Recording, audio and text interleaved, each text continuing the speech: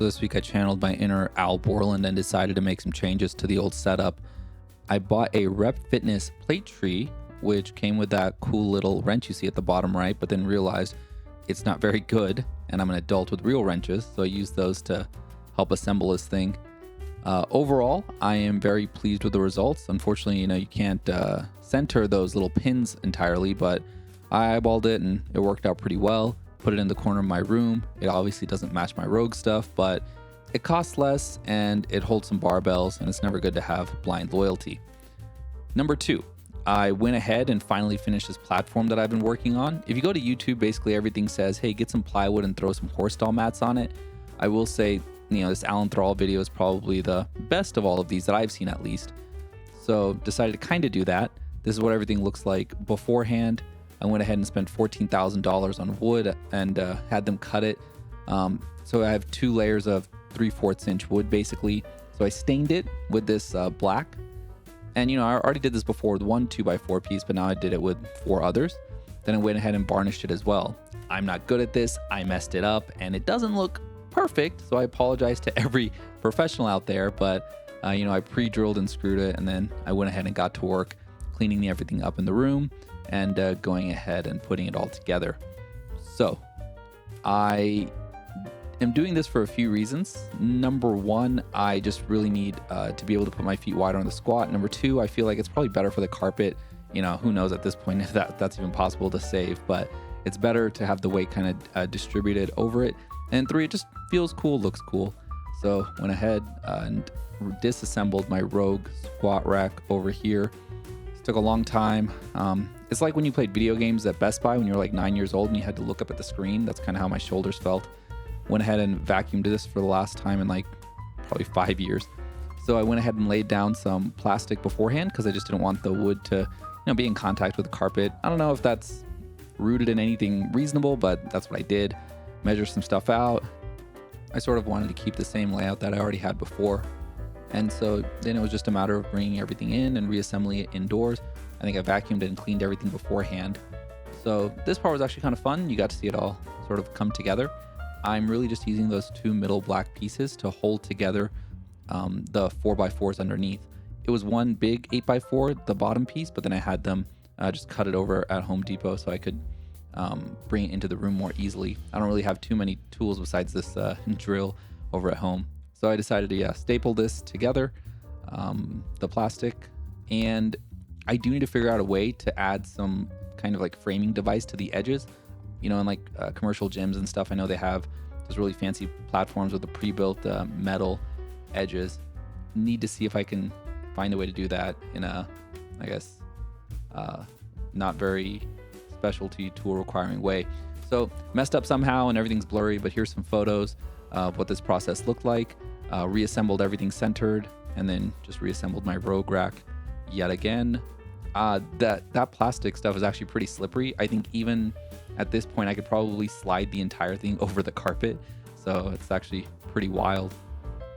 But this was a lot of fun, and I had just deadlifted a few hours beforehand, so this was definitely a a killer for my lower back. And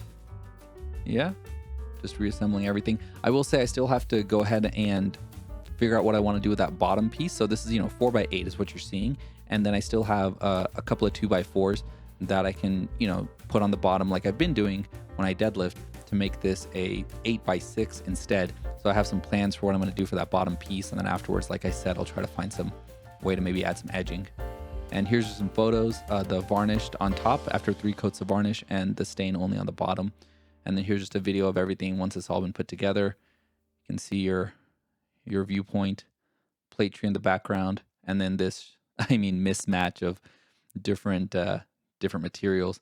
But overall, it definitely feels cool, and I'm definitely looking forward to just kind of lifting on it, making sure it works the way I want it to.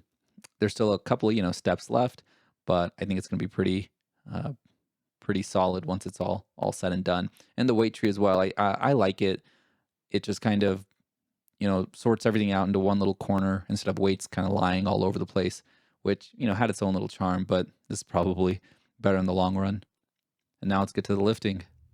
So this was week 3 of my third time through the 531 program. So it was sort of a max out week. This is me doing 120 pounds for as many reps as possible. Spoiler, I got 5. Again, I think I want this number to go up. And, hopefully once, the weight increases on the 10 rep sets, that'll kind of push things into next gear. It's not like things haven't progressed, just maybe not as fast as I wanted them to, but any progress is progress, right? So next up, we got the next day. So deadlifts. This is the morning before I built that platform. So this is the top set, 300 pounds. Decided to kind of just use the mixed grip from the beginning here, um, just to make sure I was able to get through these without issue. I might consider getting straps, but we'll see. I think I can still do singles with a overhand grip for a little bit more weight. So with doing nine reps, I don't know if this is like a cardio thing or what exactly it is that I'm testing here, but it doesn't really feel like I'm testing out a 1 rep max.